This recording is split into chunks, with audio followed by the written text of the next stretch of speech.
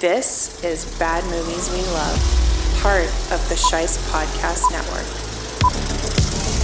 If you're listening to this, you are the resistance.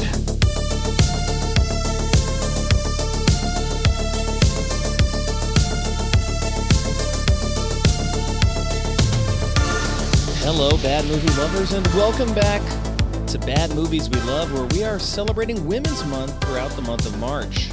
As always, I am your host, Nick Scheist, the master of this stupid stuff. If you follow the show on Instagram at Bad Movies We Love, LUV, throughout the rest of the month, I'm going to be highlighting the wonderful women that have been guests on this show. So if you're looking to follow more women in the film space, make sure you keep an eye out for that. And then right here on the show, I'm going to be shouting out some thank yous to some women in my life as well. So make sure you listen to the whole show.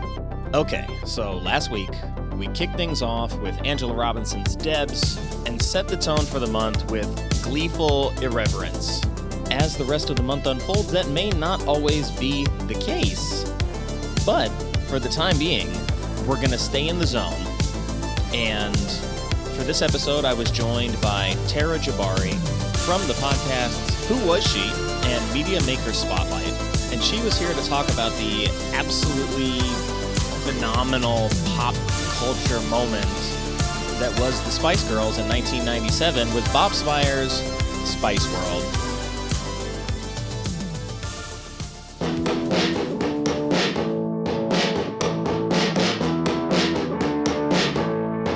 The sort of gravitational pull of the Spice Girls was very powerful at that time. Hang on to your knickers, girls. I've seen movies that are significantly worse than this, and I've talked about many of them. Oh, Razzies, shut up. Overwhelmingly good cast, like significantly better than I remembered. It's fun. It doesn't matter that it's stupid. That's kind of the fun of it. And she kisses him on his alien lips. If you think you had trauma, we had to go through this, and it was the breaking news: Ginger Spice left Spice Girls. For them to even have the opportunity to like play in that sandbox and make a movie like this, I think is a big success. Blah, blah, blah, girl power, feminism, do you know what I mean?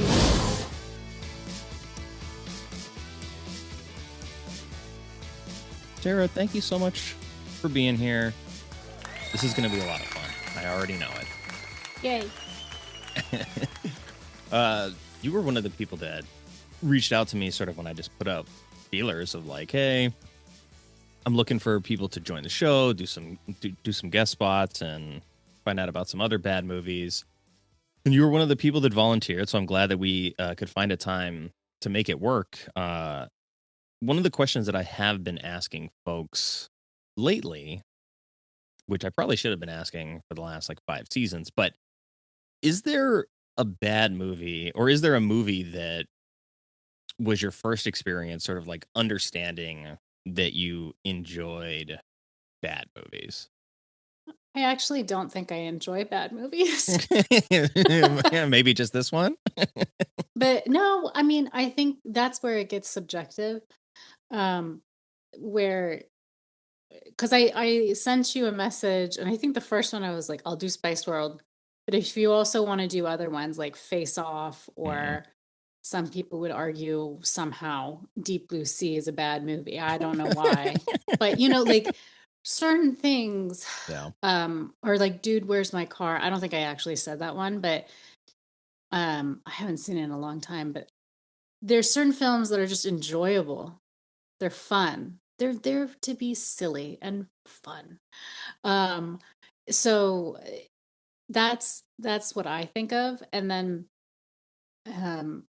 not everything has to be Citizen Kane or Casablanca, you know. So that's, I agree with that. And then there are films that, what is the same, like very, very rarely do people go and make a film in hopes to make a bad film, right? Yes. And so, to be fair, you know, That's to be fair. Like even what's the room? Hmm. The Room, right? Yes. That one, famously is a bad movie. I have not seen the whole film. I've seen the movie about making it Hmm. with James Franco and I think Seth Rogen, Yeah, Disaster Artist. the disaster artist. And, the guy is not all the way together and questionable on how he got his money to make the film, but he had a passion to say, to tell this weird story.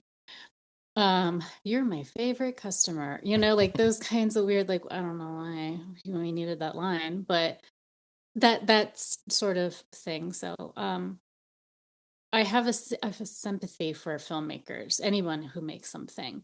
But I don't purposely go and they're like, I heard this movie's terrible. We gotta watch it. Nah, I'm not really that Mm. interested. Interesting. I mean, I feel like we're currently in a weird environment where like everything is super polarizing.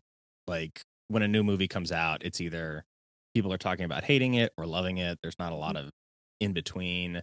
Yeah. And so I'm the kind of person where I know that a movie is on the horizon. I know that I was going to see it.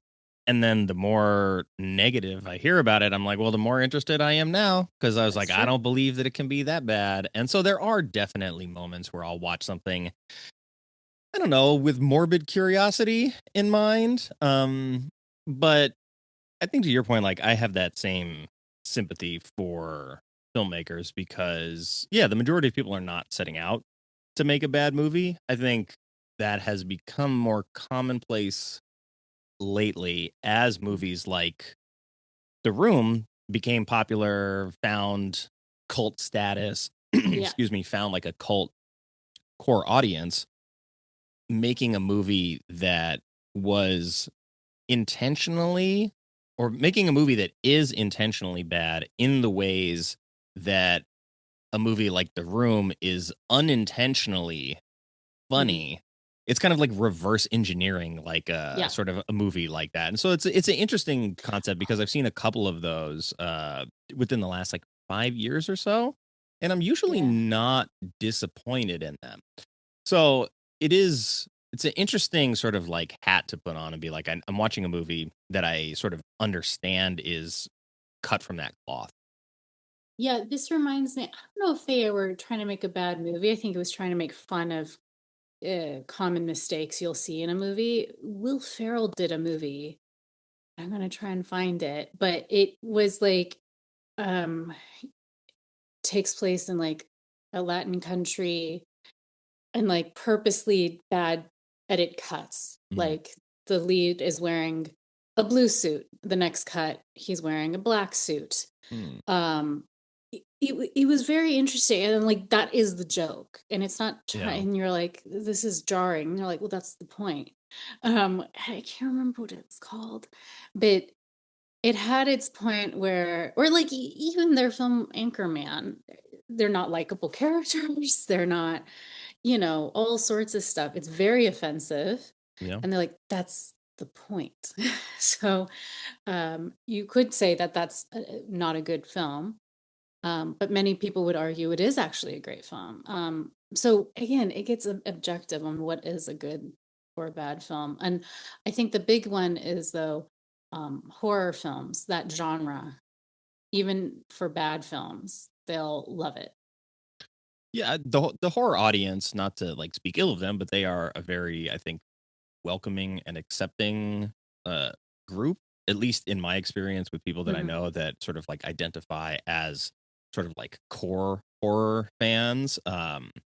Mostly pretty forgiving Yeah. on everything, and I don't think that's necessarily bad. I can enjoy horror movies and realize when I saw a bad one or a subpar one.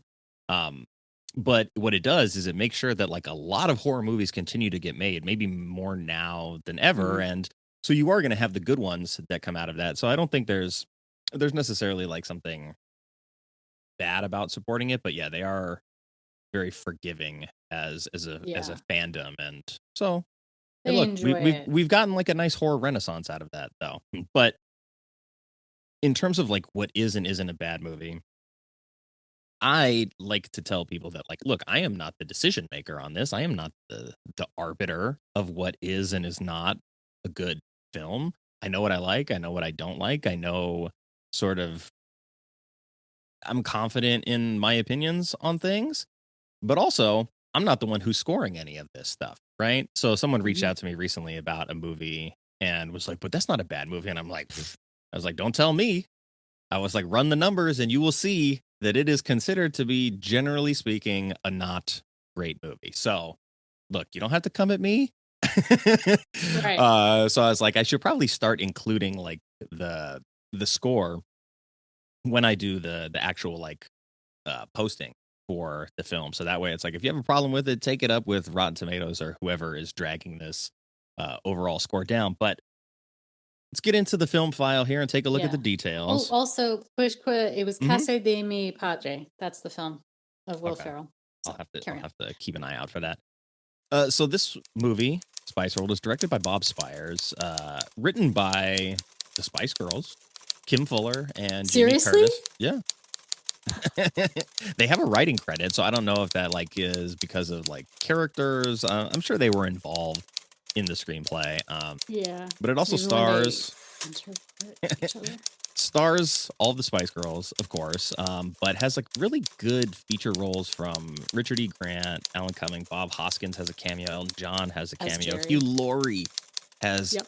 a cameo, Elvis Costello, Meatloaf is in the movie for quite a bit of it, Yes, and that's so is how I Roger know Moore. Meatloaf. Yeah, so a really like overwhelmingly good cast, like significantly Yeah. better than I remembered. I was like, okay, I remember Alan Cumming is Oh, in I this, yeah. and that was kind of like it. I was like, all right, I have a general recollection of No, what I the remember movie was Richard E. about. Grant from this. I think it was really like before I knew who he was. So it sort of like erased it from my memory. No, I have so many memories like watching things and or like how Roger Moore is basically Charlie's Angels meets the Bond villain, which is the joke because he's Bond. And it's just it's so much fun. Dominic West is in it. Right. He's the photographer. It's just so much fun. Oh, And yeah, he snuck in there and I saw him and my wife, I think she was watching, he's on The Affair or something, like a yes, TV show that great she show. loves. And I was like, hey, check it out. I was like, I think it was one of his first roles as well. Yeah. So it's kind of cool to look back on this as like a time capsule movie. Hmm. But since we were speaking about the scores, I'm just going to go to the tail Okay. of the tape right now because this is a movie that has pretty low scores. It has an IMDb score of 3.8, has a Rotten Tomatoes critic score of 35%, it has an audience score of 45%, has a Metascore of 34, Letterbox of 3.0 though, and a Google Out of what? users out of 5, yeah. So 3 I feel like is good on Yeah. Letterbox. And it has a Google score of 92% positive. So gives us a Bad Movies We Love total score of 50.66 out of 100. So yes, the Google score is doing a lot of heavy lifting, but I think that says that just like the average person that watches it has given Yeah. it its blessing. So there's something to be said Well, for what do that. you think about it? In terms of like score, I don't know. I stopped rating movies, but I feel like my memory of it was very specifically like the time capsule version of it. Uh-huh. Looking at it now, I I think it's actually a pretty solid movie for what it is. Yeah. I feel like the writing is a lot better than I would have given it credit for Yeah. when it came out. I feel like it's a lot funnier than I would have given it credit for when it came out. I feel like it's a lot more creative than I would have given Hmm. it credit for when it came out. And granted that like this is like a five-piece girl pop band that's kind of capitalizing on their fame and making a movie about capitalizing on their fame, and that movie is about also making a movie about that.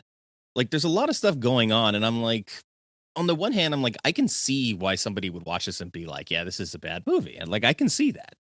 On the other hand, I'm like, how many times has this like happened in history Right. where this something like this was even possible? And like between like the fourth wall breaks and sort of like the pop culture meta comedy of it, I Mhm. feel like it's actually probably in the realm of a good movie that sort of has some trappings of badness. Like the fact that it's the Spice Mm. Girls, I think maybe people brush it aside. I think They if this don't was take like, yeah, themselves seriously, and they they have fun with it. yeah, they don't. And I think that's sort of like that's the rub is that if you're looking at it kind of like objectively, Mhm. you're seeing that this is a Spice Girls movie about them being the Spice Girls, and Mhm. then in Mhm. it, it's very sort of silly and irreverent, and like you said, they're not taking it seriously. So at face value, it's sort of hard to take the movie seriously. So if you're trying to do that, you're Yeah, not going to and meet the there's movie where it is. So yeah. yeah, They for meet me, I aliens for crying out loud. They get sexually assaulted by an alien. I mean, honestly. I had a surprisingly good time watching this Yeah. again, and it's not super easy to find either, so No. I had to watch, like, a VHS rip that I found of it, which is actually That's pretty cool cute. because the VHS had some bonus features that, I uh, have it. Yeah. the theatrical version didn't have. So, yeah, this was Came with this the was poster too, the VHS, I remember. yeah, so I think yeah, I don't know because I feel like as a band I don't know if they were good. Like, I don't know if they were even considered good. I know they were popular. I know they had hits. You can speak Excellent. to Go that. get your way. Go get your way. I know they had some hits and I remembered some of the songs, Huh. but I think in terms of like trajectory of their career, I don't remember exactly where this fell in their career because It was like Spice very beginning, yeah, because Spice second World, album. the album was the second album, right? Yeah. And then they break up only a couple years after this. So they had a I very actually did a short little run. bit. It was like 5 months later after the release of this. So they had a short run collectively as a group, Yeah. but like they reached like astonishing heights Yeah. within only a couple of years. So I think Mm. they were formed in 96. This movie is 97. The Mhm. second album's 98 technically. And Yeah. then they're not a band anymore by 2000. They're all doing solo projects. So, like, that's a rocket ship of popularity that took them to the top, Yeah. and so to take the time to even, like, entertain making this movie and really, like, cashing in on the popularity, it's like, okay, maybe people don't like it because it's like a cash grab kind of opportunity, but I think similarly to something like Tom Green did with Freddie Got Fingered, Oh, yeah. they gave him a lot of money to make this movie and he's like I'm going to make the movie that I want to make. And Yeah. so I respect that. I mean, look, like they're in a business of entertainment and making money and it's all kind of like a hustle anyway. So they get this opportunity to do this and they take it and yeah, I'm not mad at them for it. I did see them in concert when they reunited in the late 2000s, in the aughts. It was so good. And but what I was thinking is, there were a few musicians that have done, like, I'm thinking from Justin to Kelly, Yeah. which was, the first American Idol winners. And I think a huge problem with it was they weren't playing really themselves. They put a plot Yeah. where it was like a love story and they were on a beach or something. Like, it's not American Idol winners who are going on tour or something realistic, right? I didn't see it, but I think there's a Hannah Montana movie or something like that. Again, they're saying, okay, she's a singer. The movie's about being a singer and she's on tour and chaos ensues. So I think that's why Spice World works for a lot of people. If you're not a fan of the music and you're dragged there because of a significant other or your kids or something like that, which is what happened to my parents, they still enjoyed it because they're like, I mean, it's silly, but like when the bus has to hang on to your knickers, girls. I still remember lines and I still say it every once in a while when I'm like trying to zoom past like a yellow light getting you know, and the bus goes doop doop doop. Like they're having fun with it, but the plot is pretty realistic of they're Spice Girls. There's a joke that they're spies, which is when Bob Hoskins comes in. But the point is, they're not spies, and that's not the main.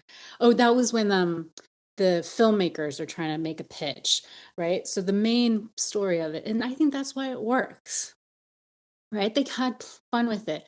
The problem with other films, like from Justin Kelly, is like they're like, no, no, no, we're gonna make them a love story, and they're like, this is so stupid, right? So and it's just a fun kind of relaxation. I think Bob Hoskins had fun. He's like, you want me to play Jerry Halliwell? Sure, yeah. Or like Stephen Fry's like, I will be the judge to sentence Baby Spice to prison, all that stuff. So yeah. Yeah, like the cameos that they got for this were impressive. Mm, And like you said, Stephen Fry is like, hey, my kids were fans. So yeah. look, it made me like their favorite person to be able Yeah. to like bring them home autographed posters and stuff. And so like the sort of gravitational pull of the Spice Girls was very powerful at that time. Hmm. Like I grew up in a family of all sisters, and all of my younger Oh. sisters loved the Spice Girls. And so like I knew the music sort of like by osmosis more so than by choice. And Hmm. the movie was one that I watched kind of like because we're seeing it as a family more so than like, hey, let me choose this. Right. But them being themselves, and I Hmm. think the intentional inclusion of like the pop culture acknowledgments, Hmm. like the Charlie's Angel stuff and the James Bond stuff, Hmm. and like Elton John and Meatloaf having his role as a driver, and like the inclusion of all that stuff tells me that at least the writing and the characterization of what they're doing in the movie is well aware of like their own place in pop culture while making it. And like you said, they're not sort of playing like a group of secret agents, right? They're just Yeah. being themselves and having fun getting to sort of, I don't know.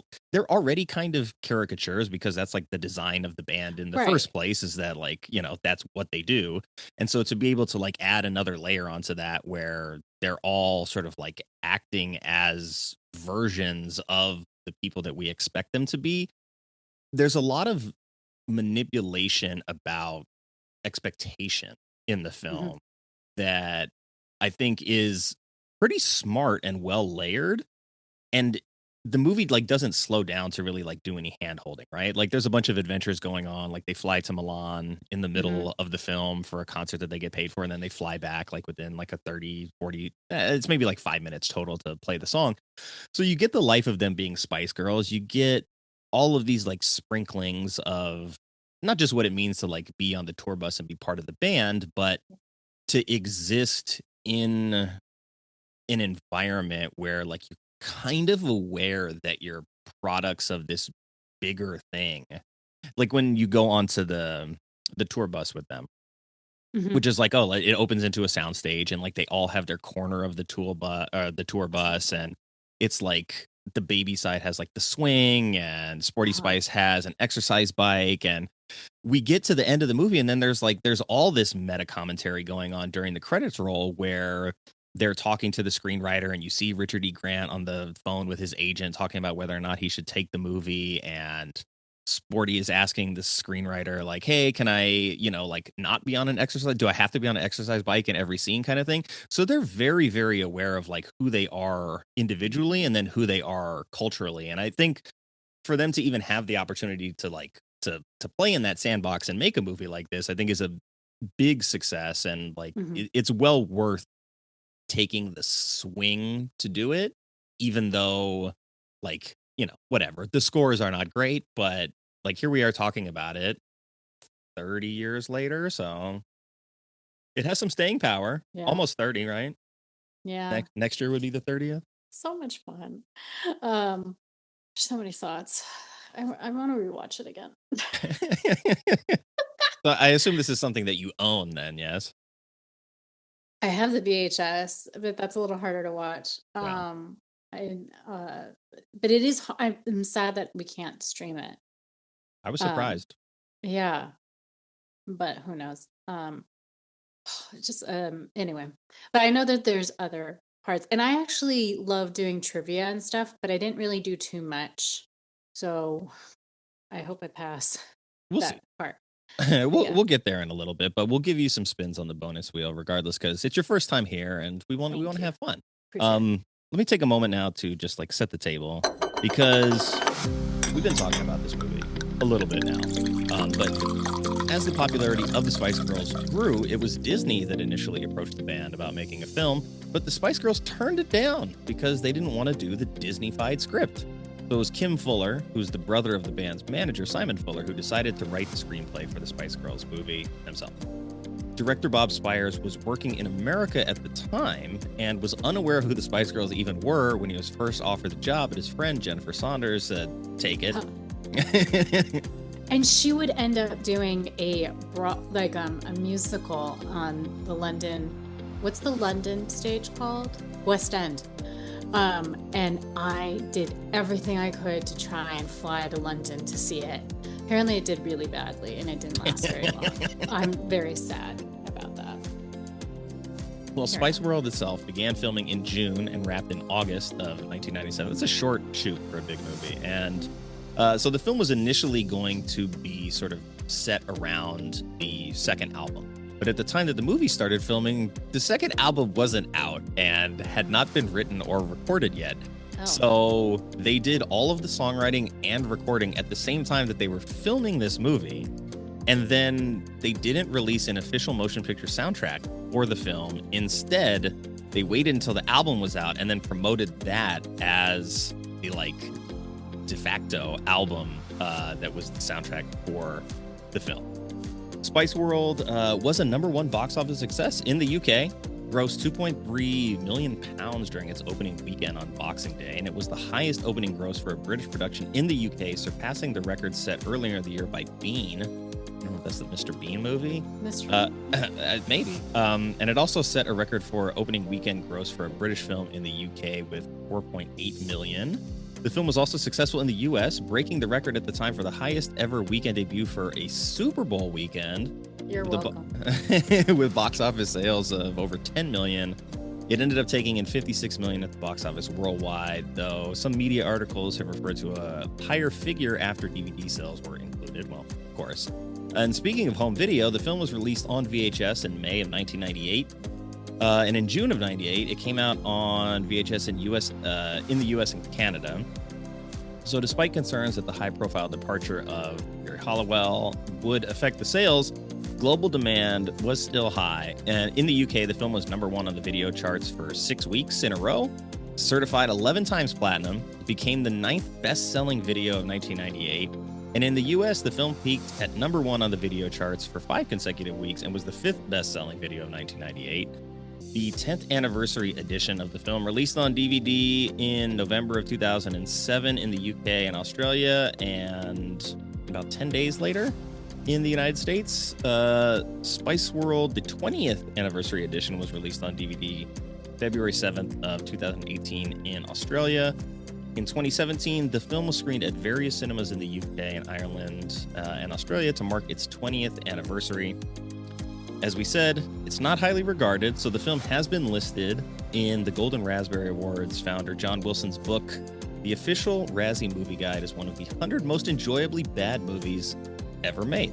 However, several critics have reevaluated the film more positively in the years after its initial release.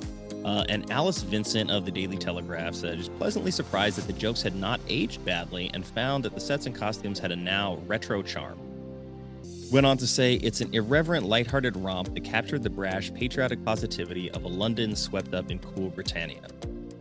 And then writing for the New York Times in 2019, Eleanor Stanford found the film to be much smarter and more self-aware than I once gave it credit for, particularly enjoying how the Spice Girls poked fun at themselves, saying the Spice Girls are absolutely working the very sexist system and making a lot of money off of it, but they were doing it slyly with a wink and a grin. And they were, I think, misunderstood at the time, and I wonder if an irreverent, breezy group like theirs could even exist today. I don't know. No, I don't think it would. so. I think the boy band experiment after them sort of maxed out what was left, and then I don't know that you could dial it back to this kind of poppy, fun, sort of irreverent sincerity. Yeah, exactly. Everything would be taken too seriously, I think. I was watching something recently in preparation for this, which was like this kid's like, I wasn't even born when the Spice Girls were out. And I'm like, oh, shut up. But he watched Spice World and he really enjoyed it.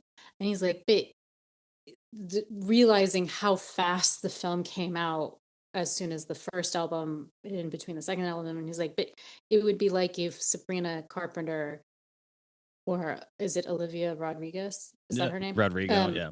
Rodrigo. They made a film now or a couple years ago. And he's like, and still they had more of a career than the Spice Girls did when they made this film.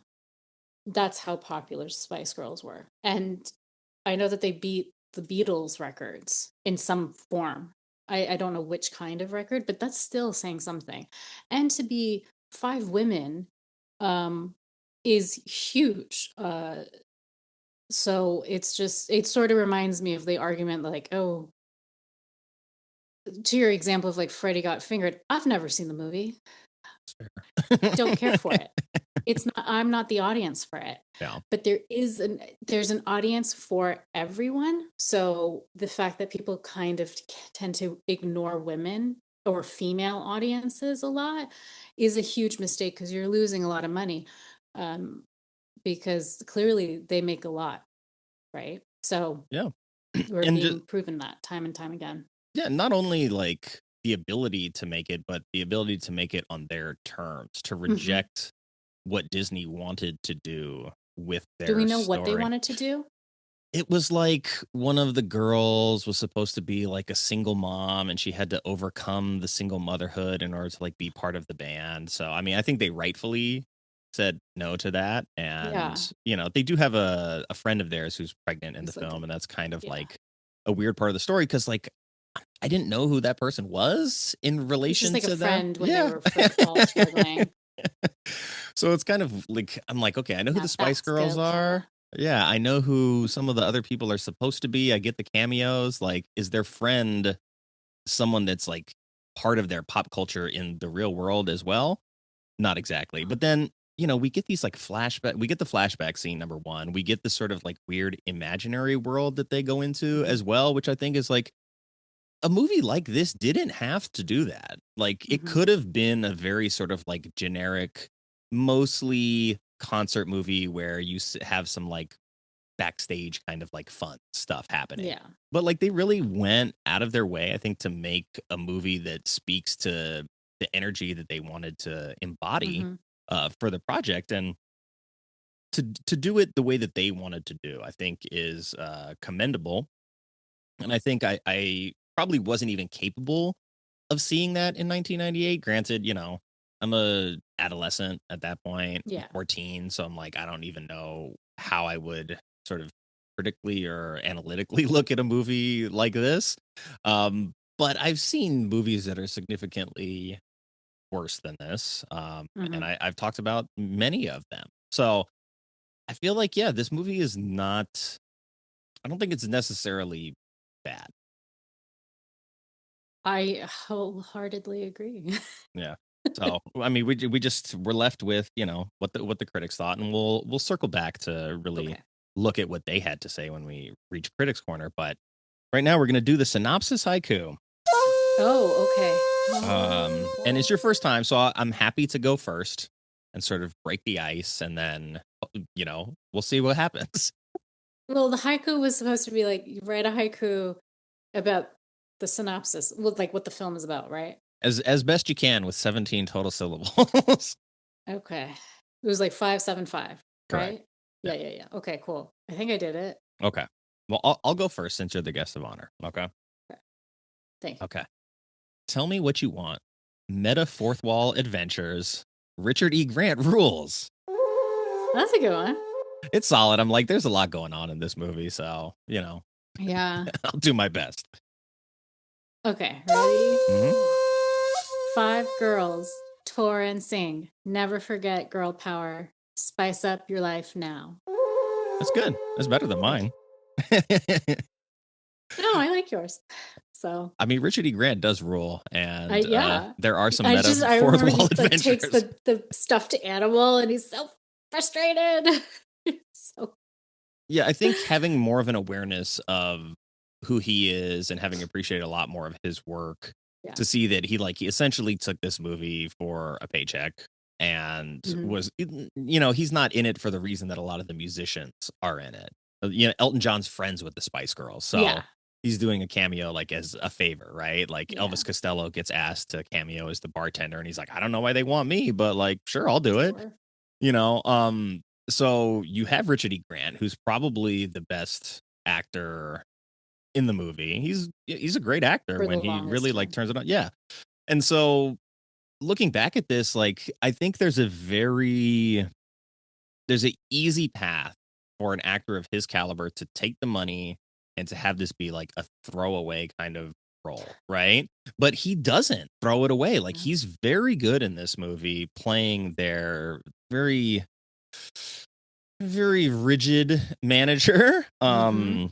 And he, I think, has like because he's so rigid and because a lot of the portrayal of his character is kind of like prickly and he's fighting against the nature of the girls to kind of like want to go off leash, I'll call it, right? Because he's Mhm, trying to mhm. like make sure that they get to the performance. Yeah.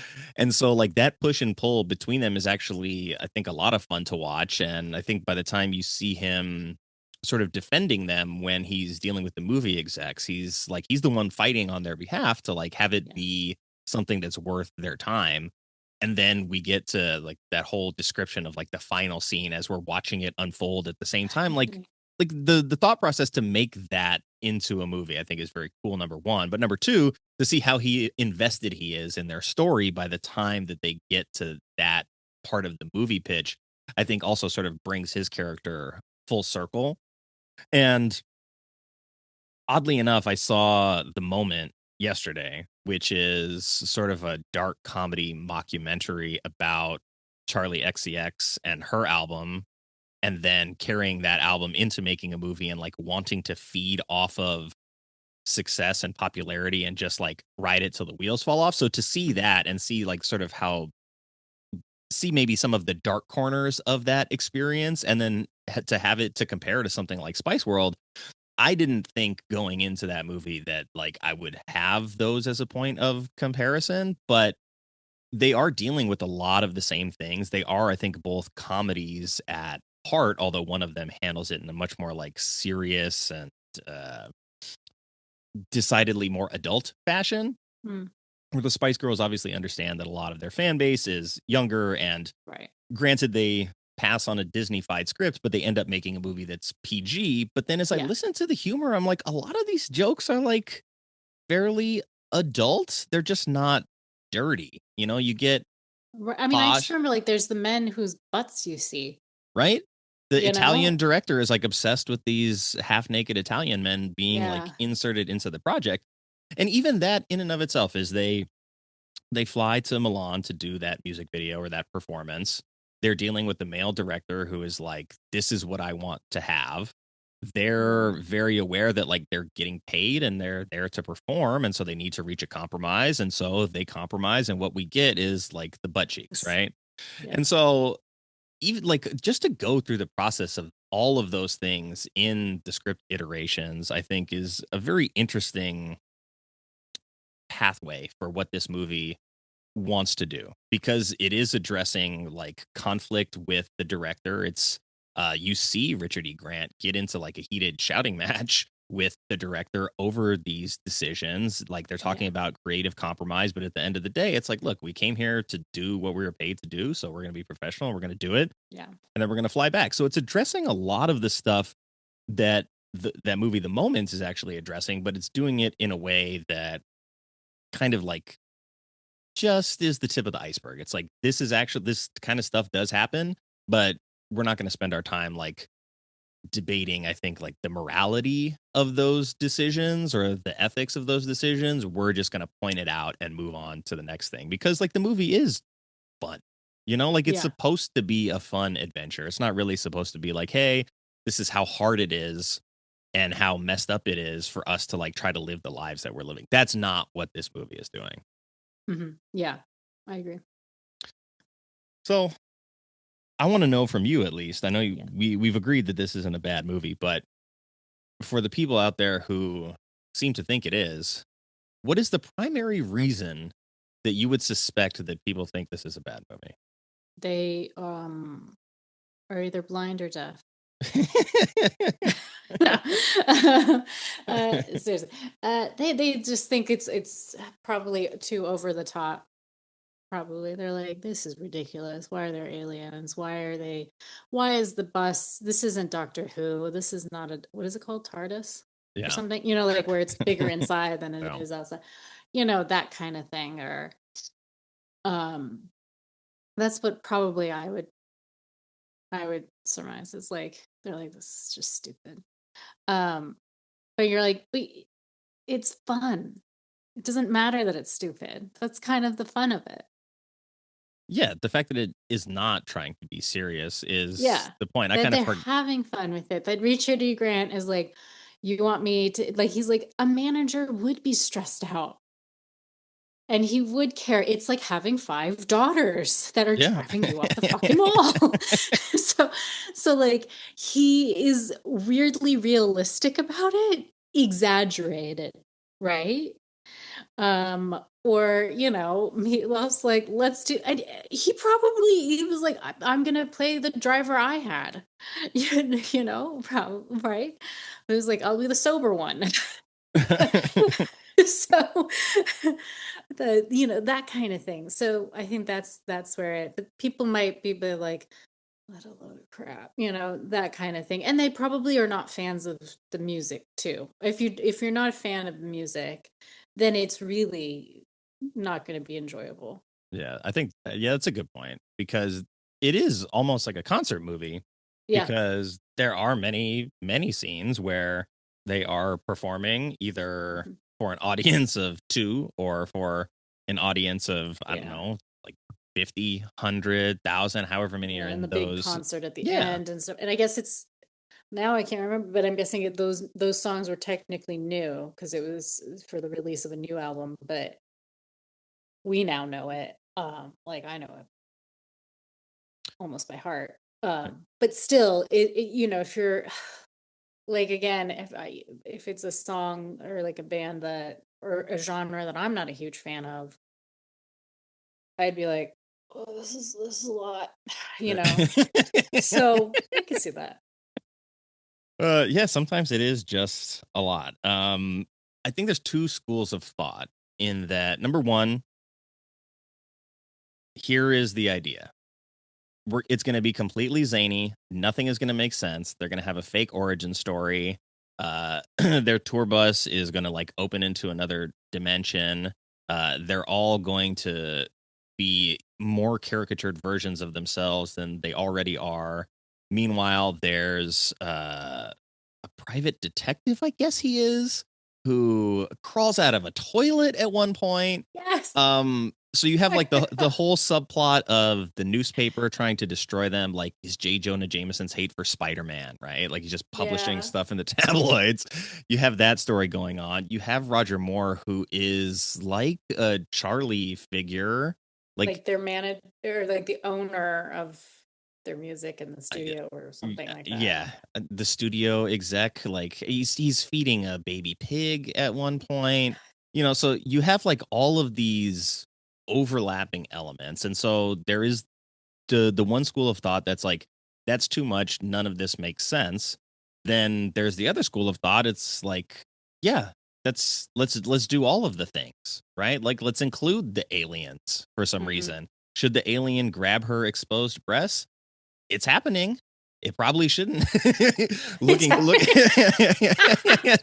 It probably shouldn't, but here we are, and it has happened, and these aliens want to go to their concert because they know who the Spice Girls are. Yeah. And this is all happening while they got off the bus to go pee in the woods. Like, look, it's a lot. I get that. And if you're trying to follow along, like point for point, like if you're trying to use the plot as like a guideline in the snowstorm that is Spice World, you just holding on to that's not going to do you any good, right? Like you just got to make your way through the storm and have fun while it's happening. So I want to take a look back at the trailer now Uh, Yes. and the first comment that I can see here under the trailer, it says, "Wow, the '90s must have been a magical time."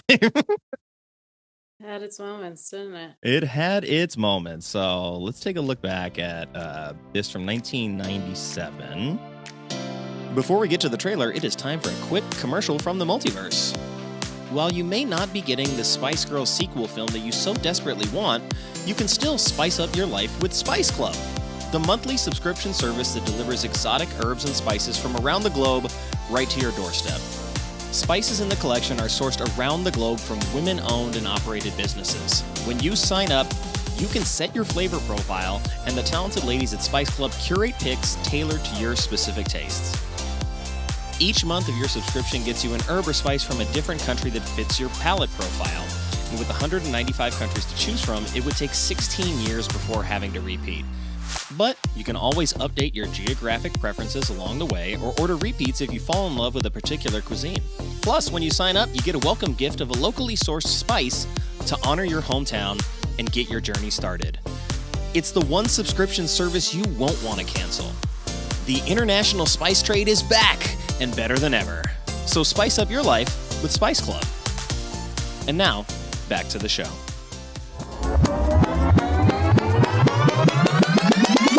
Okay. All audiences. Oh, memories. Columbia Pictures. When the world is in trouble, when our future is in danger, DC. we call upon one man. Whoa, But when he's busy, did not expect this. he calls 5 girls. Oh, I do remember that. Columbia Pictures presents The Spice Girls All right, we're coming. in their film debut. Victoria, Emma, Mel B, Jerry, and Mel C. They're ready for action. Girl power. They're dressed to kill Do you want that shaken or stirred? and thoroughly prepared It is definitely more like for any spy encounter. heavy than the movie is. It's a story of love, I think with boys, you should be able to just wheel them in. Yeah, and order them like a pizza. Yeah, no cheese. compassion, It's really too hot in here. I need a fan.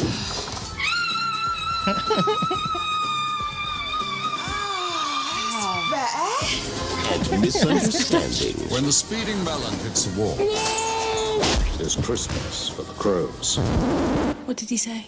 I haven't a clue.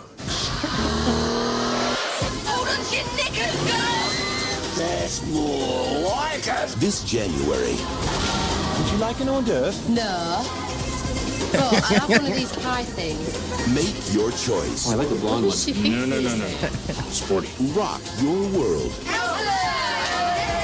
And spice up your life with the Spice Girls. Spice World. Yeah, but can they act? Blah, blah, blah. Girl power, feminism. Do you know what I mean? Oh, Mommy is my best friend. Wow. It's an interesting trailer because it really does sort of, I don't know, kind of buries the lead. It shows you a little bit of like the comedy style, but Yeah. the introduction 'Cause of like Roger Moore in the smoking jacket with the fireplace and think- stuff, it I think makes they're it. trying to get it to be like, okay, dads, you're gonna be forced to go to the movies. Yeah, that's a fair point. Dads, So- remember this guy as James Bond? Like, he's still and, going like, to be it's here, spies, right? you know, and like, look how pretty they are in the movies. Because their outfits are very but I still want their dresses. I was like, you are an adult, Tara, you can go get those outfits. And I was watching it and I'm like, man, I wish I could dress like that. Just like when I was a kid. Oh god. And I think I still remember who plays who. I know Jerry plays Sporty. And then obviously Scary plays Ginger. Posh plays Baby. Is Baby Scary? No. I don't remember. Yeah, I can't remember at the very end where she comes over and she tells her like, don't think about Yeah, don't stealing my even think comfortable about it, clothes. you know, like she's like, I'm actually quite comfy. It's so good. It's so much fun. And like that's where they have fun with it. Um, you know, so just it's yeah, so it doesn't really because the real if there is a plot, I mean it really was like they have this huge concert, right? And in the middle of it, like their buddy is having a baby and uh, people want more work for them. You know, a Yeah. studio wants to make a movie and all that stuff. You know, all sorts of stuff. It's about their lives, basically, Yeah, right? and it's like So, there's the A plot, yeah, which is like there is a concert, a big mhm. concert for them that they need to be there for. Like the B plot is maybe their friend is having a baby or Like that, their friendship comes first, yes. despite all the fame. I think. Yeah. Um, Which I think is like it's a good message to yeah, include in the film I because do love that. they're Yeah. at the hospital right sort of like on the cusp of the concert Mm-hmm. happening and you even have you have the exchange between the nurses when she comes in. She's like, "Oh, I'm We're clocking the out Spice. because I got Spice Girls tickets," and she sees them there and she's like, "All right, I'll see you later." I think. Yeah, yeah, yeah, yeah. I always remembered, or I always forget that she realizes that they're there.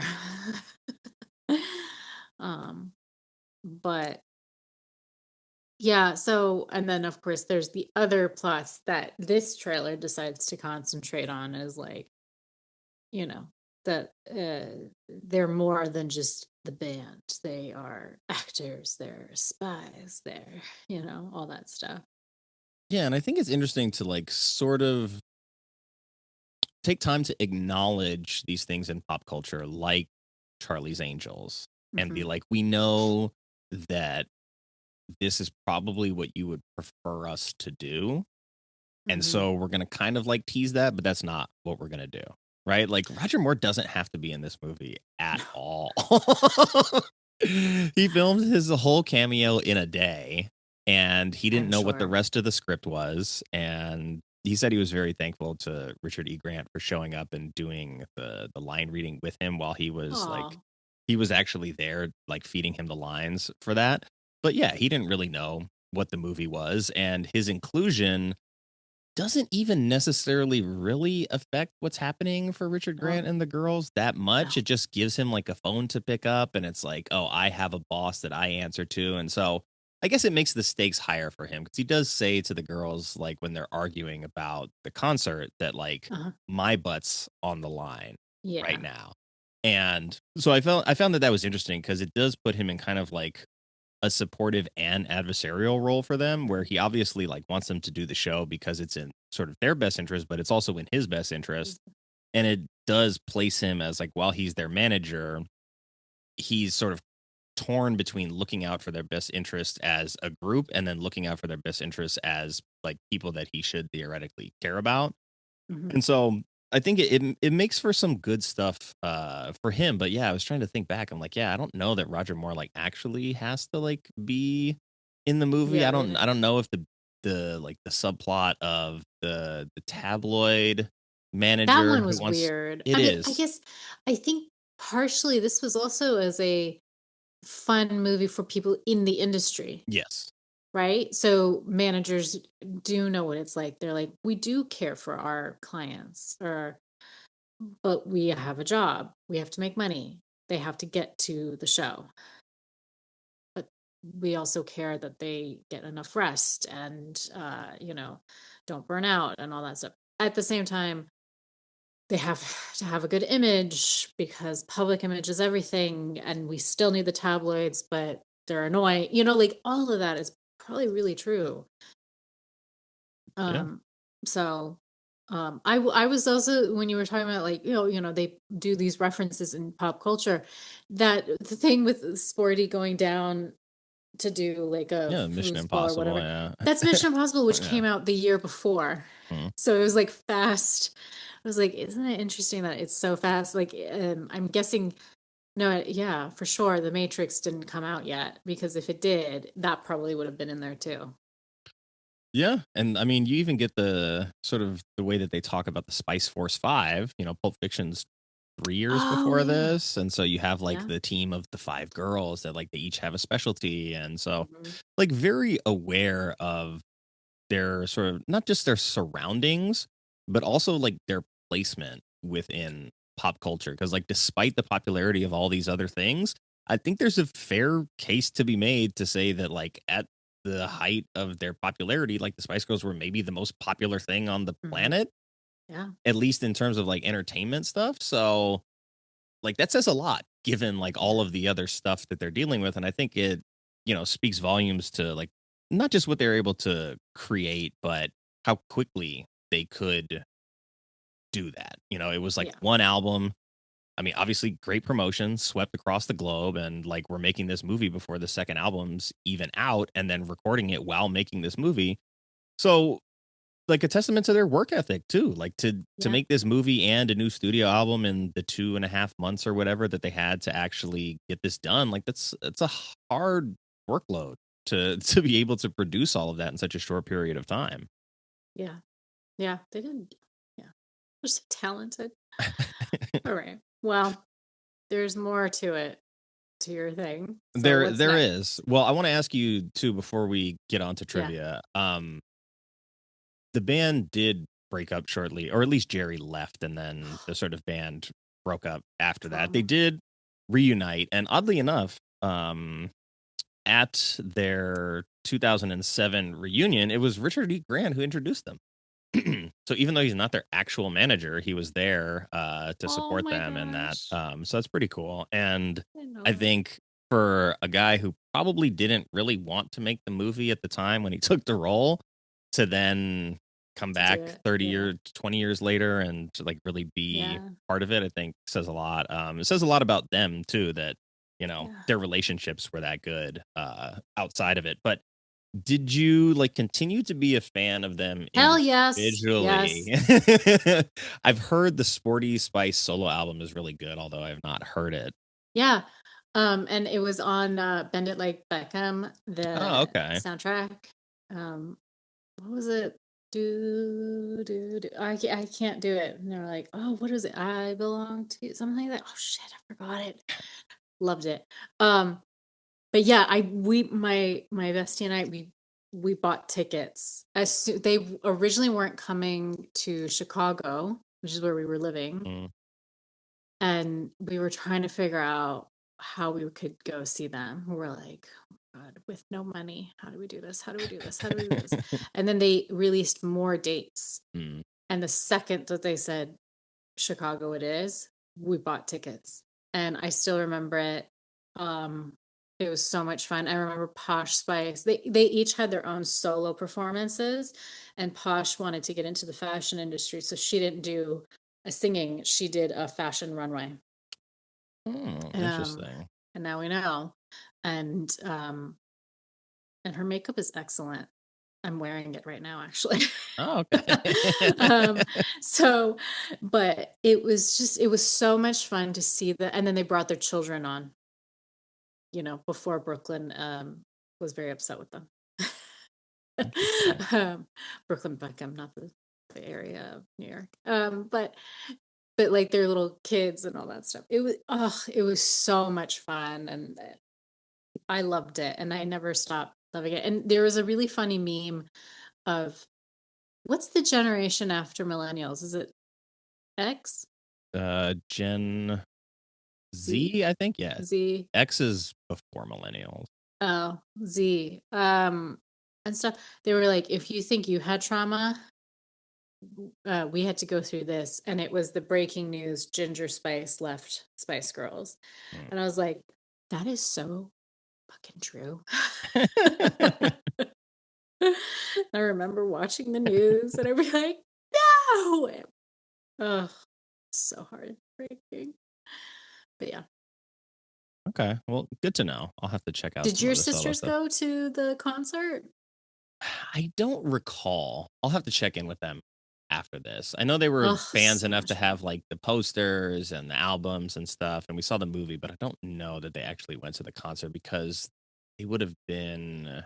Let's see, I was 14 at the time of the movie, so they would have been 11. 9 and 6.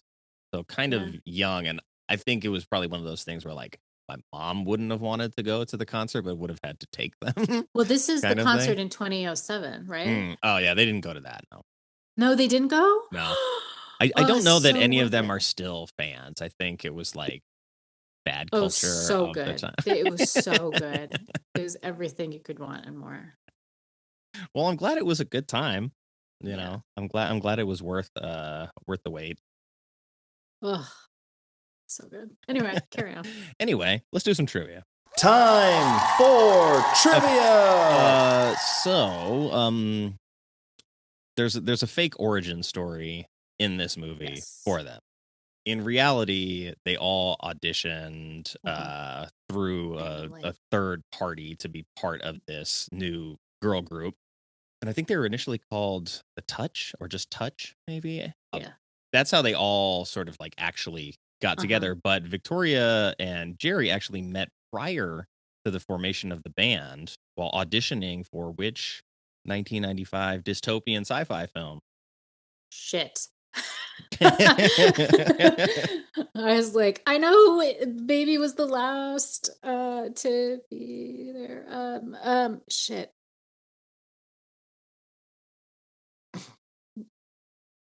Jumanji? I don't know. That would have been great. No, the one I'm looking for is Tank Girl, actually. So they were auditioning. I think Victoria actually was in pretty deep in contention to the role that Naomi Watts ends up playing. Oh So, my god, I would not get this. Oh no. Yeah. Well, Tank Girl is another movie that I've covered on the show. So I was like, hey, this is a good bit of synergy here to include in the trivia. There you go. Okay, so then question number 2. Okay. Which song was cut from the movie but later added on as an additional scene at the end of the VHS release? Shit. Is it part of like a concert performance? It is filmed like it's part of a concert performance, and it was at Albert Hall. It's not Spice Up Your Life, is it? It is not. No. No. It's a slower, more like sentimental. Oh, it's not that song because that's after Jerry left. To Become One. It's Mama, actually. Is the Mama. Shit. Yeah. So that is included. So because I watched the VHS rip after the credits roll, after we get the little fourth wall break, Where they're like, you, Yeah. not you, the one that, yeah. After I don't that, remember this. the credits roll, and then it comes back, and it is the concert footage of that song at Albert Hall.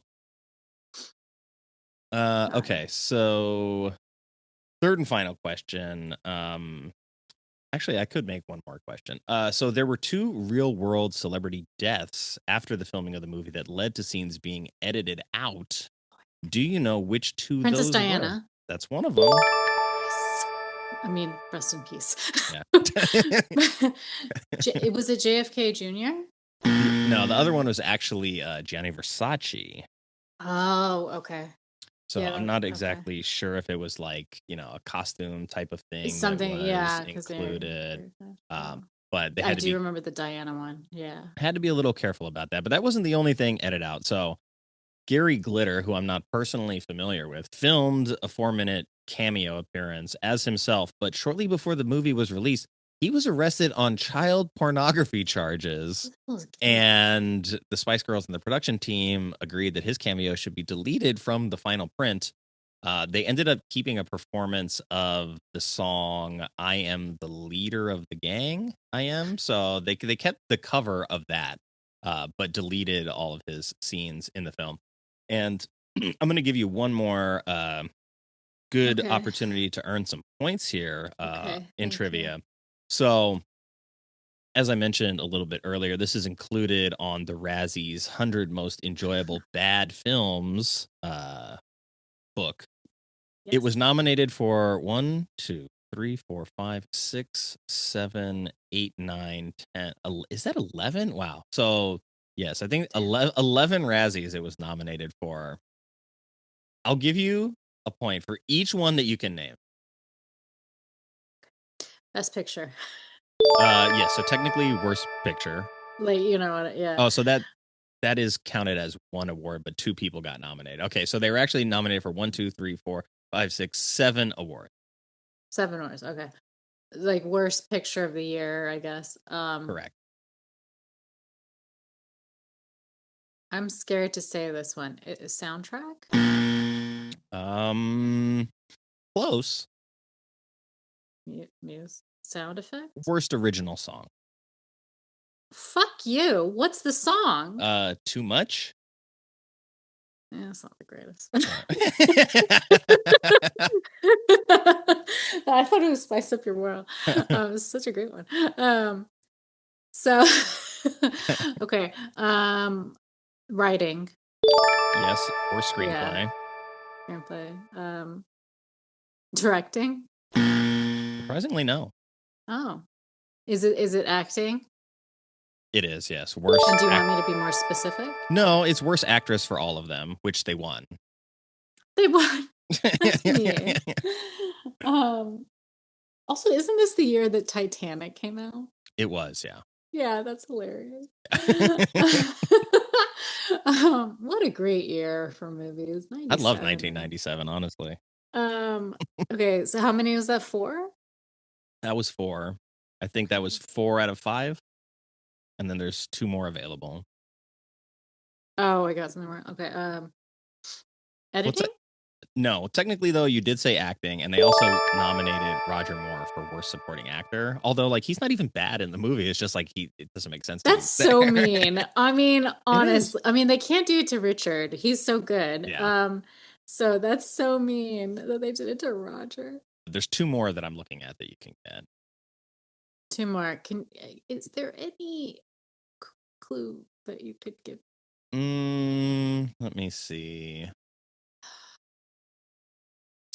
Can't be costume. It's just great. No, it's not costumes, but Am I in the right direction? no, both of the ones are about people. Okay. In the film? Yes. Okay. One of them is a little bit more I think they took more artistic license with the description of this one. It's an acting thing? No, it's just the award itself is specific to people in the movie. Okay. It's the Razzies, so they're kind of weird. Yeah. I don't know. And they won the award? They didn't. They were nominated. The only one they won was worst actresses. Whatever. So oh, this is weird. Best supporting actor or worst. Editing is not it. Screenplay we did. Directing we did. And it's not it. Original song. What else is there? Set decorating. Good thing. Costume. Hair. Nope. Makeup. Yeah. I would need the full list to see what they even include, but this one, the 2 that are left, Yeah. one of them is like a Grammys award, so it's worst new star, which the Spice Girls were also nominated for, but somehow didn't win, even though they won worst actresses. So maybe they thought figure. we're not new enough.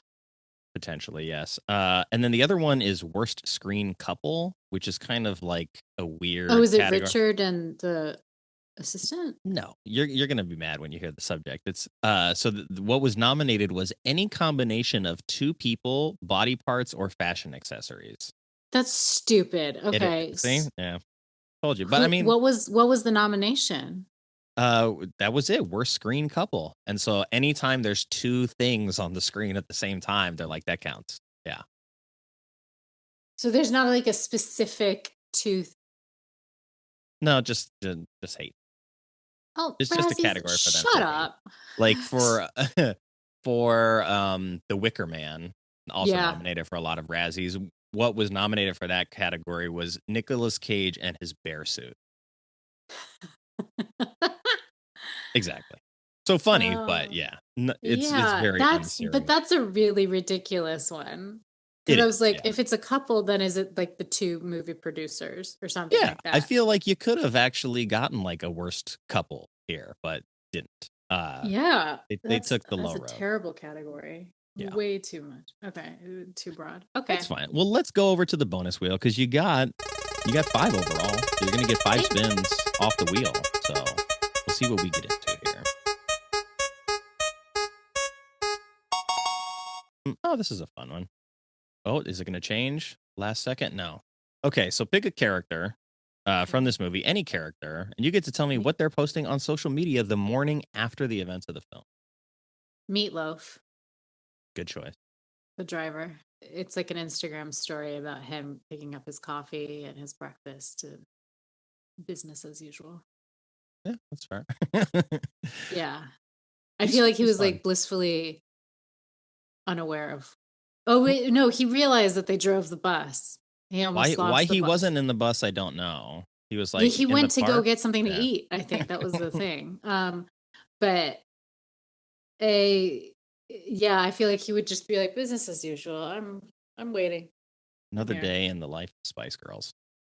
I got some Okay. Ben's cookies, and I'm good. All right, so this question is fairly disgusting. Okay. Mileage may vary. You don't have to answer this question. You can just pass.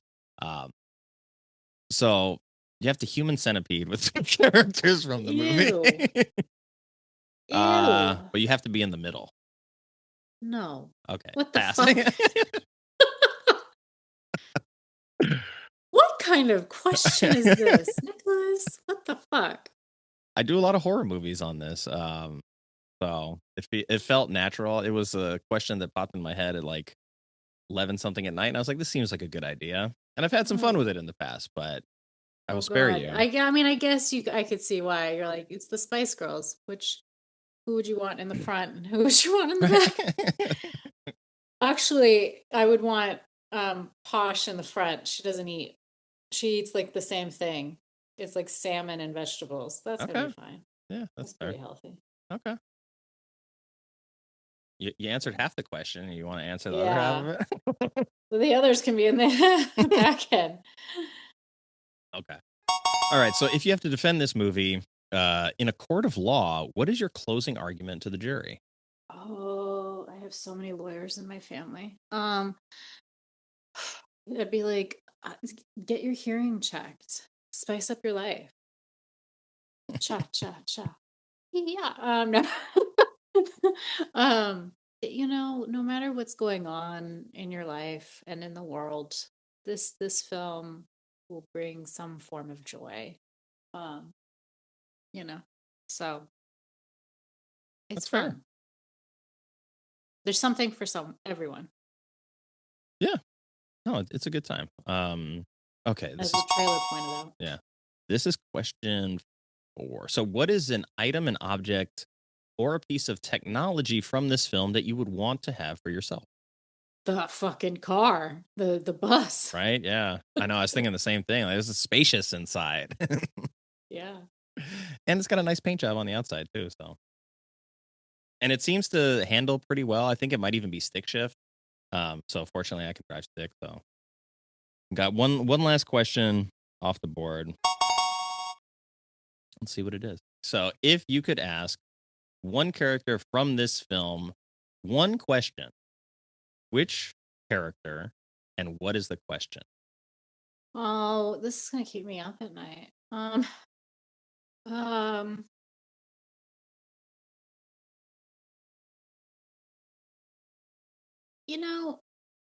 kind of want to ask the alien who felt like it was okay to grab The groper, yeah. The groper. Any living creature. Why do you think it's okay to grab someone's breast without their consent? A fair question. Like where did you see that somewhere? And you're like, I not from a place of judgment, but hear it from I'm guessing it's a man. And be like, okay, so let me teach you something about consent. in fairness, it I probably don't was a care man. if you are from Mars or from the Snickers galaxy. Don't touch her. So, you know. And is it the same? Jerry has to kiss them. Yeah, one of them, he asks for a kiss and she kisses him on his alien lips. It's not Lips. even like, yeah. And then I think another one gropes Scary. Either one. I can't remember if it's the same person that it happens to, but I think that's what I would be like. This is just ridiculous. Get your shit together. Yeah, learn some manners, you Yeah. alien perverts. I don't know if they ended up at the concert or not. We didn't see that at the end of I the don't movie. think they did. Probably not because of the groping. And One would hope, but Yeah, I think they just rightfully had so. to go find other people. Yeah. Okay. Well, I think we've made our way through the wheel. So we're gonna head over to do more or less. So you get to tell me just one thing that you want more of from the film and one thing that you want less of. Oh, it would be great to have a sequel. Yeah, maybe that counts.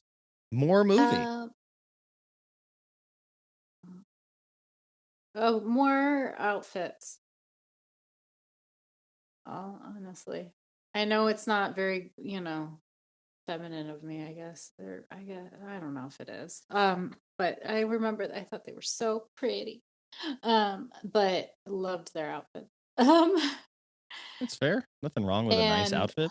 less I don't know. So it can't, like, what did she think he meant when he said, "Would you like hors d'oeuvres?" Or what does she think that meant? No. But Yeah, I'll I have don't know. some days, like their accent is kind of hard to understand at times, right? So that I don't know. It's not. I was gonna say like something less of their, either more subtitles More subtitle. or less of the. I also, every time someone's name's Steven, I was like, reminds me of my ex-boyfriend Steven. Ugh. I just love the little gooch dress, the little gooch dress. Well, it's funny, When- like, I think maybe at the time, like, I wouldn't have had the wherewithal to understand regional dialect. And so it's very clear that, like, all of them are from different regions of right. the UK. And when they sing, you don't really get that. No. Like, so when they're each individually talking and they all sound very different, their accents are all very pronounced, like, from where they're from. I think that's a little bit actually more interesting because, you didn't just pick a bunch of people out of London, you actually like cast a wide net and picked people from all over the UK and brought them in. And so, like, culturally, there's a lot of differences too. Like, I do another show with a friend of mine who lives in the UK, and he was talking about sort of the types of humor regionally that exist there. Yeah. And so to try to like mix all of that and have that play out like on screen is difficult to do, but I think it worked here. Yeah. I mean, we don't quite get it, but it's still fun. Yeah. I mean, look, quite fun is kind of like all I really want from a Spice Girls movie. Yeah. So yeah, like it gave me the concert movie, and then they did some other stuff, and so bonuses all around. What do you say though? We head over to Critics Corner and we find out what the critics had to say. Sure. All right, careful what we wish for. Right, we have an overall Metascore of 34 out of 100, so pretty low. We start at the bottom. We've got a 10 from the Dallas Observer, but it is uncredited. Says rarely has one movie seemed so predestined to reduce any and all attempted criticism to so many column inches of impotent gibberish. I mean, I don't know. I don't even know what that means. Yeah, I was like, you just put in a bunch of words, dude. You're trying to be fancy pants. Like, it's impossible to criticize the movie, so any criticism of it just becomes gibberish. I don't know. I mean, there are other more articulated criticisms, and we're we're just gonna go up one notch here because it's Roger Ebert, and I like to read him when he's on here. He gave it famously like half a star. He did. He hated this movie.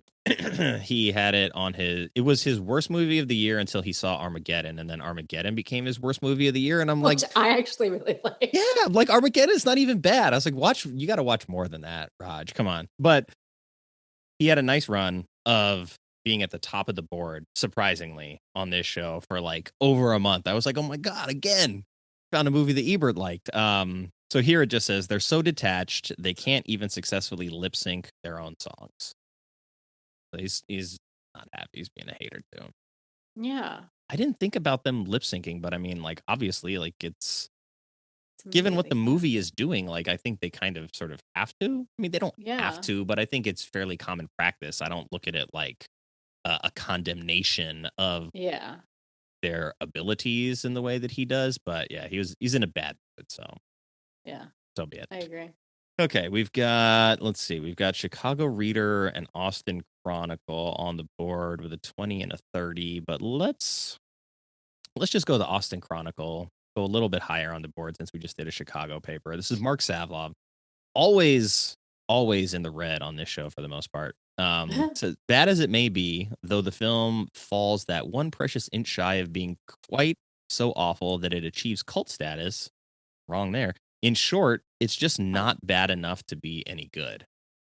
It's an interesting sort of backhanded compliment. Yeah, I kind of agree with him. It's not bad to be like, you know how like The Room became a cult, like as a cult classic of like it's so bad it's enjoyable. Yeah. I just think it's enjoyable. You don't have to take it seriously. Yeah, it's not bad enough to be any good because it's not bad at all. I mean, I get what he's saying. He's like, it's not. I kind of do, but I kind of agree, but I don't agree that it's a bad movie and like to have a bad score. Yeah, no, that's fair. Well, let's go up the board because we've got 1, 2, 3 50s on the board. So you can choose between Real Views, Entertainment Weekly, or Salon. Ooh, Salon. Unaccredited, someone did not put their name to this, says there are several non sequitur subplots woven together, and that, along with a dearth of acting talent, is Spice World's biggest flaw. I mean, it's a fair point. Fair. I mean, yeah, the 5 leads are not like traditional actors. I mean, but you know, throw in Richard E. Grant. I think he sort of like balances things out. That saves it, yeah. But also to the point, like, why are there aliens? Why is there spies? Why is there paparazzi? We've discussed it, but yeah, it is what it is. Okay, well, we'll leave the low scores behind and we climb to the top of the charts. Okay. And this is a name that I have never read that had a positive thing to say about any movie I've ever done on this show. And this is Janet Maslin from the New York Times, gave it a 70 out of 100. It says, disarmingly, the film thus acknowledges the Spice Girls' flash in the pan status and lets them kid around about their frankly synthetic career. So it's a mean way to give a good review. And take it away. Yeah. Yes, this is Janet Maslin. So I'm surprised she even gave it a positive score at all because like that could have easily been down towards the bottom of the ladder. But yeah. Okay, let's go up one because we have the San Francisco Examiner in with a 75. No name attached to this one either. It says without much of a plot to speak of and relying almost entirely on the girl's star power and charisma, which they have in spades, turns out to be a truly entertaining movie for anyone with even bare knowledge of the Spice Girls' history, which in this age of absolute oversaturation is hard to avoid. So it's a movie for everyone. Yeah, what I'm reading. That's what I'm saying. Okay, we're going to close it out. High score on the board is a 100 out of 100. This is the San Francisco Chronicle. Peter Stack. A joyous, hilarious send-up of rock star pretensions and an enchanting celebration of girl power in pop culture. There you go. 100 out of 100. So true. But I think, because like it did make me think of sort of other movies that dabble in like rock star culture. And we get a lot of biopics where it's like, hey, this nobody got famous and then started loving drugs and fell off and either died or almost died and then has a comeback. And that we've seen that many, many, many times. And so to see just any other sort of movie about a band that doesn't follow that traditional structure, like this isn't about them, all coming from their individual backgrounds, like, like we would see if the movie wanted to be taken seriously, quote unquote. Yeah. We would see each of their family lives and we'd see them go to the audition, and like the movie would kind of end with them having like a concert in front of a big audience and like we made it. So nice to not see the same formulaic thing that we've Right. seen Yeah. 100 I times. think that's like one of the Beatles movies when they were making movies. Well, we've made it through Critic Corner. So I want to know what your gateway drug movie is for Spice World, because I thought about this. There's not a lot of movies like this. I was thinking this is kind of unique, where you would either need to listen to their music, or if you need to watch something, watch their music videos. Fair. There's not like a film. Yeah, that's fair. The only thing that I could really dredge up was the Beatles, as it turns out. Okay. Hard Day's Night, right? So it's like a day in the life of the Beatles, but it is like a farce musical comedy. And it's at the height of them being the Beatles, or at least around that time. It's from 1964, so probably a little bit earlier in the curve for them too. But like those are the two. Like the Beatles did it, and then the Spice Girls did it. And like I looked and I'm like, maybe the only other thing comparable would be like Spinal Tap, but that's not a real band. No, and it's not a mockument, like it's not even a documentary. That's the thing. Like Spice World, so it still doesn't quite get you there. Like it would be a good intro for a different type of film, I think. That's fair. And speaking of Spinal Tap, there was an interview with Billie Eilish. I don't remember when exactly, but she admitted to not knowing that the Spice Girls were real, believing that they were a band that was constructed solely for the purpose of making the Spice Girls movie. Didn't know that. Yeah. I don't know when that interview was, but it was funny to see that. But a few of the Spice Girls themselves have admitted in interviews that the film was not good, or not as good or as strong as they would have liked, because they were very, very busy. But looking back on the movie, they're proud they were able to make a film when they were in their prime. And I think they should be proud of this movie, honestly. I think so. Again, I hope they had fun making it, because it seemed like it was fun. It's a comfort movie for me. And back to like the one who was like, I wasn't born when the Spice Girls were there. He was just like, I enjoyed it because it was like a time lapse, or time capsule of the 90s and these films and like all these cameos, all that stuff. So it has its place, and I like that. So yeah, is it in like the the pantheon of like great films of all time? No, but not every movie has to be. And like you said, it being a time capsule movie is kind of like maybe the most interesting element for me, because it's speaking to a time where maybe it was like the last time that a movie like this could be made. Yeah. That like star power alone would warrant making a movie like this. Yeah. I had just done In Time recently on the show, and we were talking about like Justin Timberlake breaking into acting, and you're not alone in that. So fucking boring. It was so many beautiful people in that movie, and I'm like, God. I liked it less on rewatch than I had when I had initially seen it, and I think that will probably be true for a lot of movies from that era, like the 20 mid 2000 to 2015 range. I'm sure I'll have a similar experience. But like Justin Timberlake was popular enough as a musician to transition to acting, to get big roles, to be involved, and we've seen that happen a couple of times. Like Mariah Carey did movies.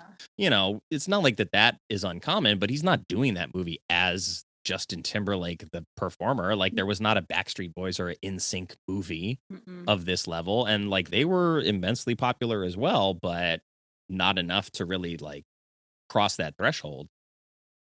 No, and I think I do think he has a talent and he is a good actor, but that was not there was other problems with that film from what I can remember, but I think it also was too early in his career as shifting into acting to try and be like the action star. Be like that's actually quite difficult to pull off, to be cool and the hero and all that stuff. Yeah, I don't know that I would yeah, have said no if I were him either, but that is true, but that's why to the point, Richard E. Grant was so great in this. The others who are actors in it, I was like, is it Amanda Seyfried in it? Mm-hmm. She's great. I don't think she was good in that. Is it Matthew Bomer in it? He is, yeah. Briefly, he's in the beginning. How a man so beautiful. I was like, get out of my sight. I'm so fucking bored. I think Cillian Murphy's in it. Many people are talented and they're not good in this. And it's like, this is such a fucking waste of everyone's time. Anyway. But yes. Well, yeah, I would suggest listening to that episode of Bad Movies We Love if you heard what Tara had to say. I mean, this has been a lot of fun. I'm glad I got a reason to revisit this because I don't think I probably would have ever done it voluntarily.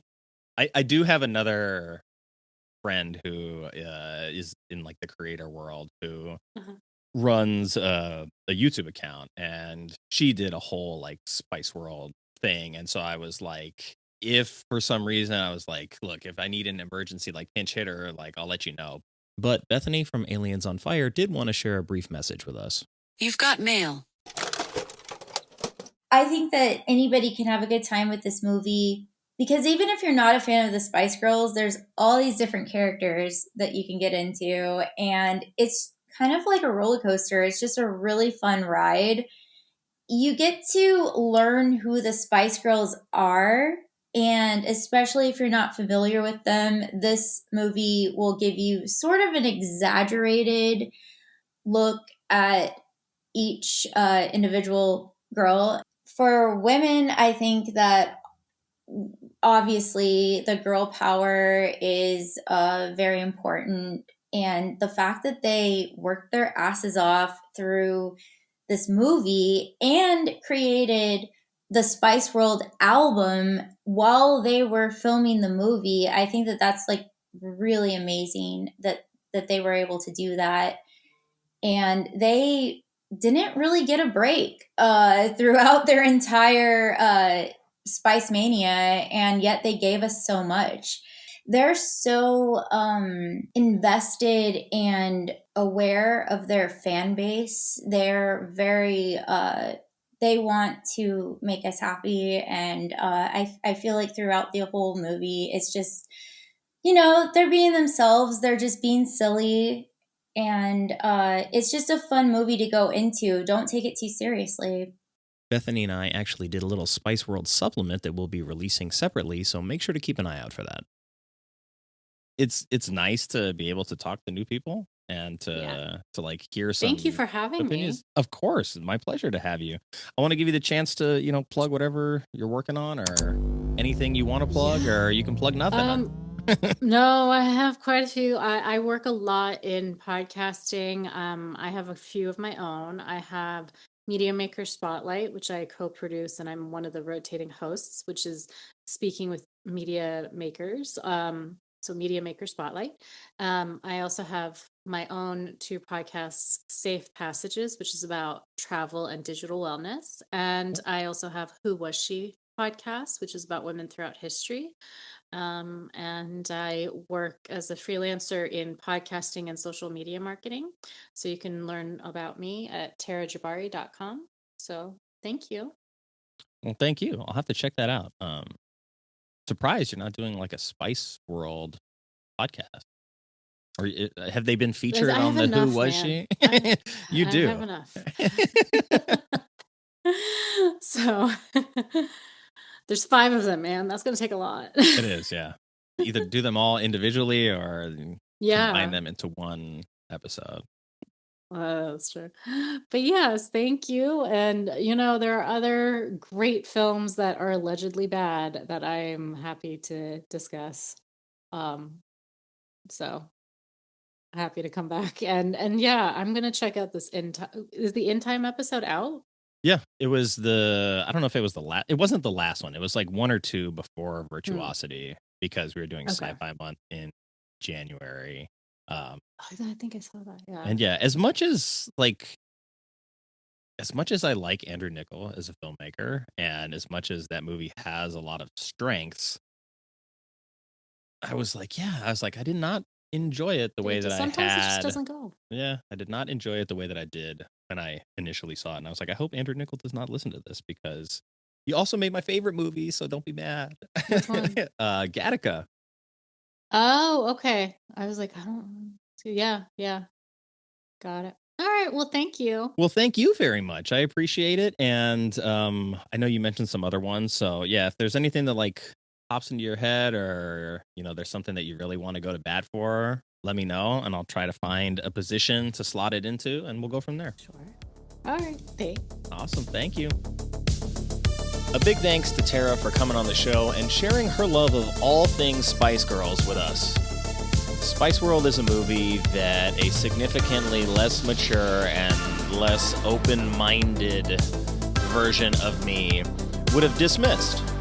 And having the chance to go back and watch it again, kind of with an open mind and a completely different framework for how I look at films, really was a more rewarding experience than I anticipated. If you had a good time with us, I would recommend checking out Tara's podcast, Who Was She, and the Media Maker Spotlight. And of course, I will put links to that along with her Substack and her website up in the show notes, so it's super convenient for you. Coming up during the rest of March, we've still got Charlie's Angels, Josie and the Pussycats, First Wives Club, and The Craft. So like I said, it's going to be an awesome month. If you want to spend even more time together, please consider becoming a contributing member to the Resistance Frontlines at badmovieswelove.captivate.fm/support. You will get access to all of the exclusive episodes of Bimon Sci-Fi-Con, Rom-Comathon, and Bad Movie Futures. You'll get an invite to the Discord server. You'll get automatic entry into all of our giveaways, and you get a free welcome gift with your sign-up. Pretty good for $5. So check the show notes for sign-up details. I know time is valuable, so thank you for spending your time listening to Bad Movies We Love. I also want to take a moment to say thank you to my incredible wife, Kristen, who, without her, none of this would really be possible. So thanks, babe. And you will be hearing from her when we talk about First Wives Club. Until next time, stay safe, be good, do good, watch movies. Take care, everybody.